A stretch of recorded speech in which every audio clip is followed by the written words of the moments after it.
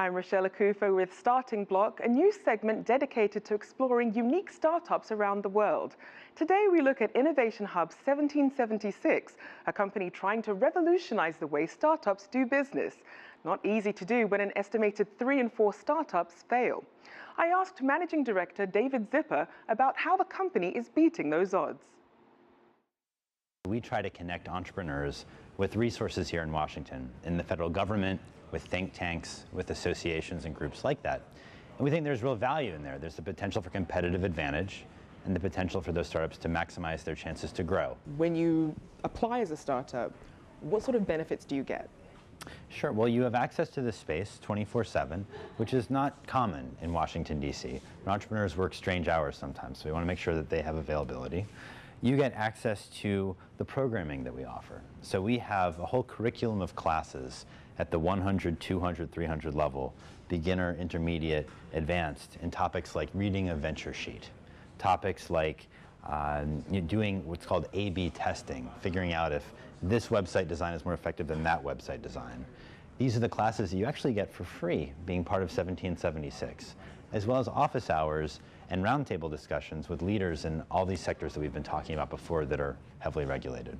So for startups that are interested, I have an idea, I have this business I want to start, Sure. I want to come to 1776. What sort of startups are you looking for? Right. Well, to be a member of 1776, you have to be building a scalable business, an entrepreneur with a vision to go big, go national, go global. The Harvard Business Review said that 70% of people incubate their business while they're already employed.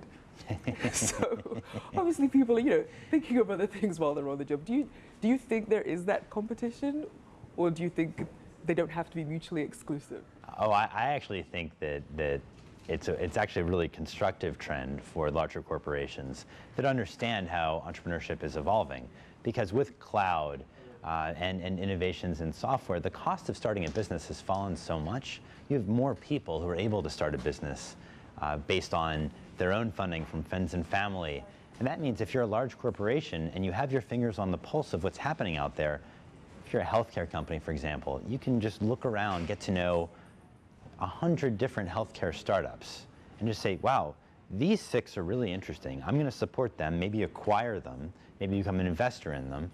And that's a far more effective use of that company's capital than potentially doing R&D internally when they have all of their eggs metaphorically in one basket. So I think that the savvy larger corporations are taking full advantage of this emergence of entrepreneurship.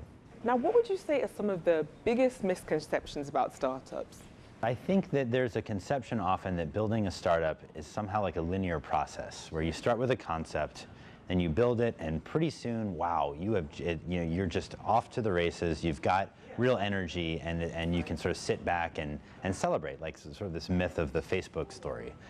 I think if you ask the entrepreneurs around here, they'll tell you that's really not the case. It's a battle every day to figure out, do I have a product that is going to continue to find new customers? Have I flattened out? Am I going to claw my way to the next level of investment I really need? Or do I need to pull up the stakes? The best entrepreneurs in the world struggle to grow their companies until they have a fantastic IPO or they're acquired at some great valuation. It's not easy. And people who think it's easy haven't done it. Is there a sort of personality that's more geared towards kind of taking that risk and going for that startup? Well, I think you have to be a little bit risk-loving. There is that. Some people joke about how you have to be very comfortable wearing T-shirts and blue jeans instead of suits and ties, which is actually a transition that I myself made. But I think that it's an openness to change and to a little bit of a loss of control, because you can't plan everything out when you're building a company. You have to expect that you're going to learn as you go. In the best scenario, you're going to learn as you go, and based on what you learn, you're going to change your strategy and have to make things up on the fly. How big would you say is the potential market for 1776? Well, 1776 has a broad vision. We hope that we can provide a set of networks and connections and programming that'll be valuable to really any entrepreneur out there in these heavily regulated sectors that wants to go global. That means that it could be relevant for entrepreneurs not just here in the Washington region, but certainly those who are across the United States, in Dallas, in Omaha, in Los Angeles, and very much so also the successful entrepreneur in Shenzhen who has a healthcare app that's direct to consumer, has gotten some early success in terms of people liking it and using it a lot, and is saying, I wonder if I could come to the United States and expand in that market given all the regulatory complexities there. We hope that that entrepreneur from Shenzhen will call us up, say, hey, is it possible that I could send someone over to have access to your programming for a while? And then we'd be their point of entry and assist them in seeing if they have a real opportunity here. That was David Zipper, Managing Director of 1776. Now, as you heard there, the company launched its Challenge Cup to find the best in scalable startups across the globe. Let's take a look at what it takes for today's startups to stand out from the crowd. Innovation Hub 1776 launched a 16-city challenge to find the best and the brightest startups. Over the course of a week, people partied, competed, networked, and aspired to grow their businesses. From Silicon Valley to South Africa, from Berlin to Beijing, 64 winning startups from around the world descended on Washington, D.C. for the 1776 Challenge Festival final. Small companies all hoping to solve some of the world's biggest issues. The categories were health, education, energy, and smart cities. Entrepreneurs had to come up with an innovative way of tackling all of them. On the final day, companies had one last chance to bring their message to the masses, with one catch. They only had a minute to pitch it, sometimes touching. Think about Cancer IQ as doing for cancer care what Google Maps did for navigation. We help your doctor identify the best pathway so that you can live, so that where you live won't affect whether you live. Other times funny. So they catch neutrons here, and here, and here. But always relatable. So I'm a runner, right? Why can't I use the calories I burn while running to recharge my phone? Well, now I can. Some even recreated their own idea, like the device which paved the way for Apple's signature white earbuds. I invented that with Stevie Wonder back in the 70s. Those devices became the Walkman and the iPod, and they all cause hearing loss. I'm sorry, but we fixed it. Beijing-based company ScanTrust won the Smart Cities Prize for its work with counterfeiting. Their technology verifies the authenticity of goods to help consumers make informed purchasing decisions. Counterfeiting is costly to businesses, but the human cost can be devastating. They could get sick, they could die. For example, drugs and medicines used for malaria and tuberculosis, counterfeits of these drugs kill over 700,000 people a year, and that's just unacceptable. When you look at the problem of counterfeiting, it's a nearly $1.5 trillion problem that is expected to be by 2015. And right now, the solutions are out there on the market, just aren't able to scale or deal with the problem.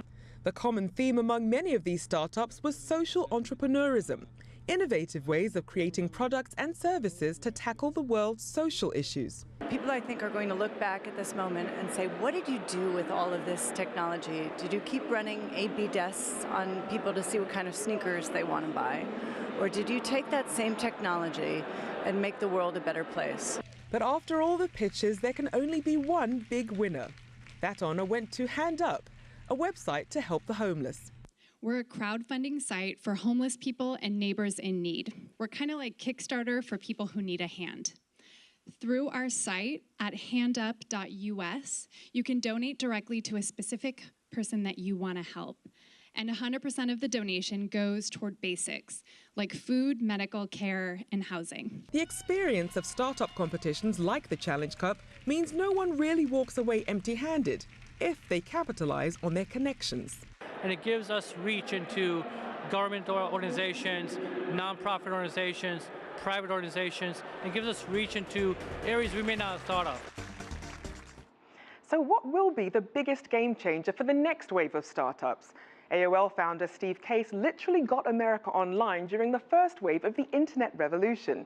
Case was a keynote speaker for the Challenge Festival. He said when AOL started, only 3% of people were online for an average of 1 hour per week.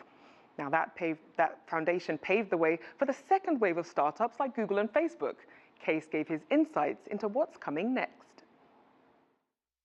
This third wave, I think, is going to be particularly important because it's not going to be about building the internet or building on top of the internet. It's really integrating the internet into our everyday lives in a much more seamless way. Things like the Internet of Things, things like some of the topics this week around how do you reimagine and reinvent learning and health and transportation. But in this third wave, the two things that are going to be different and create more complexity, frankly, are the need for partnerships and the need for policy to engage with government. So this third wave, you're not going to be able to just sort of drop an app in the App Store and hope you strike gold. Now, as we look ahead at the next generation of startups, could your company have the next big idea? If so, you could be featured on CCTV's Starting Block. Visit us at cctv-america.com for details and be sure to follow us on Facebook and Twitter. Stay with us on Biz America, more after this.